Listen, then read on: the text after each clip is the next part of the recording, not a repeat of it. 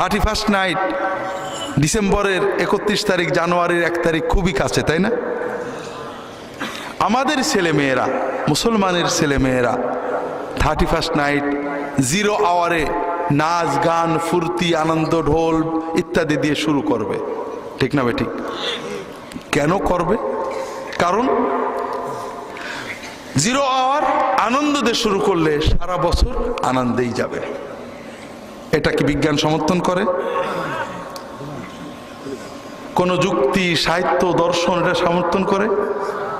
বাঙালি জাতীয়তাবাদ, বাংলাদেশের মানুষ যুগ যুগ ধরে কি এই বিশ্বাস কখনো লালন করেছে? তাও করি না।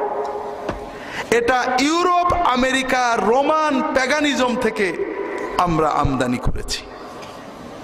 যে প্যাগানিজম উঠে গেছে, প্রকৃতি পূজা উঠে গেছে, আমরা এটাকে আমদানি করেছি। কেউ কি বলে যে ঠিক আছে বছরটা ভালো কাজ দিয়ে শুরু করা যাক,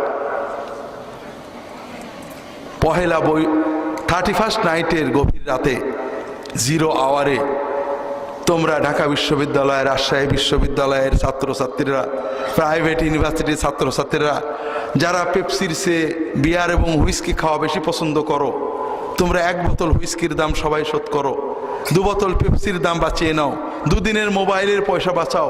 ঠিক 31st নাইটে 0 আওয়ারে ওই বস্তির গরিব মানুষের কাছে যেখানে হাজার হাজার শিশু শীতে কাঁপছে, কোন শীতের কাপড় যাদের নেই, তাদেরকে অন্তত একটা শীতের কাপড় দিয়ে তোমার নতুন বছর শুরু করো, এ কথা কি কেউ বলছে?